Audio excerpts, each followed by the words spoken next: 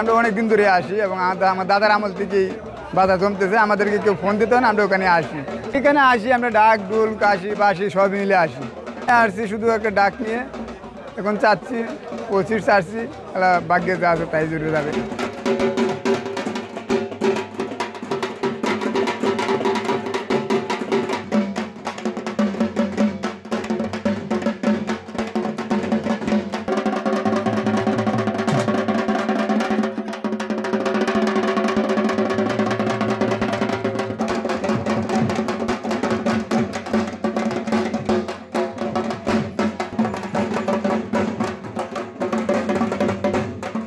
হলো আমাদের পূজার একটা অপরিহার্য অংশ। ডাক ছাড়া আমাদের পূজা অসম্পূর্ণ থেকে যায়। আর যে সাউন্ড সিস্টেমের এগুলি আধুনিক যুগে সাথে তাল মিলে এগুলি করা হয়, কিন্তু এগুলি কিন্তু আসলে পূজার কোনো অংশ না। আর পূজার একটা অংশ অপরিহার্য অংশ হলো ডাক।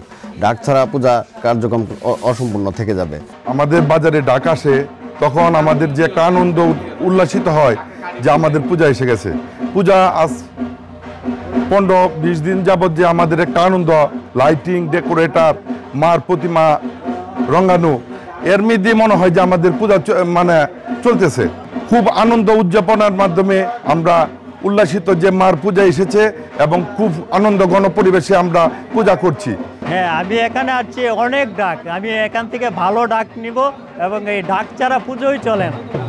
আমি আসছি ব্রাহ্মণবাড়িয়া জেলা রবীন্দ্রনগর থানা শিবপুর থেকে। হ্যাঁ, বাজারে অনেক ডাক, প্রচুর ডাক উঠে।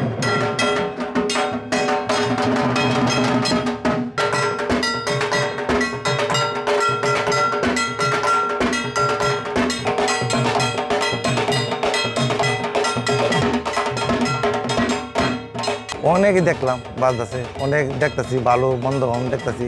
কেউ বাজাইতে পারো, কেউ বাজাইতে পারে না, ওই ভালো মন্দ তা আছেই।